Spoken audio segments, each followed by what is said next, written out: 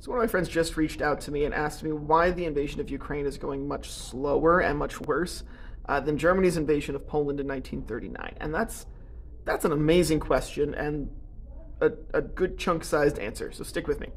So the first reason I think that it's not going as well is because the Blitzkrieg in 1939 was much more unexpected. Like, we expected it was going to happen, but the speed at which it happened, the rate at which it happened, was completely unexpected, and that's why it's called Blitzkrieg. It was a brand new kind of way of warfare.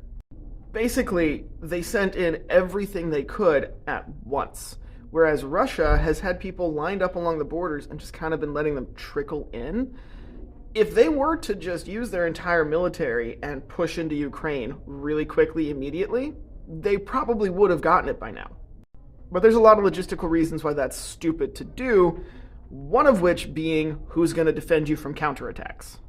And it's also just not as feasible to try and mobilize your entire military from the border into an invasion as it is to do it platoons or troops or whatever unit at a time.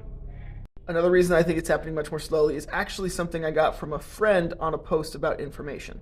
You see, today information is not really controlled by anyone, and because of that there's a lot of misinformation out there, but it also means that everybody has access to the information. It's called decentralization of information. Back in the 1930s and 1940s, news was much more loyal, wasn't controlled by, but was much more loyal to the state. And so the information that you heard or saw in the news was much more approved, I guess, by the state. And as evidence for this, you can look at how FDR was in a wheelchair for a good chunk of his presidency. Nobody knew. Nobody knew.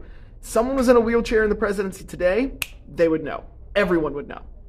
But because you can get information out very quickly, everybody knows about it. I mean, we heard about the invasion of Ukraine within moments of it happening. And that was just unheard of in the 1930s and 1940s.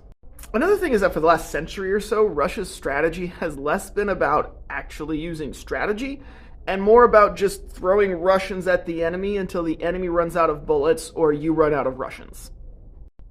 And as you can imagine, that doesn't work well long-term or really short-term. Well, I guess in theory it can work long-term, but yeah. The point is, they could have invaded with their full military, and they chose not to. So they've got a lot of people just lined up on the border, sitting around not doing anything, waiting until it's their turn to go forward, and hope they run out of bullets. Then also, most Germans were on board with the invasion of Poland. Very few Russians are on board with the invasion of Ukraine. That's going to affect a lot of things.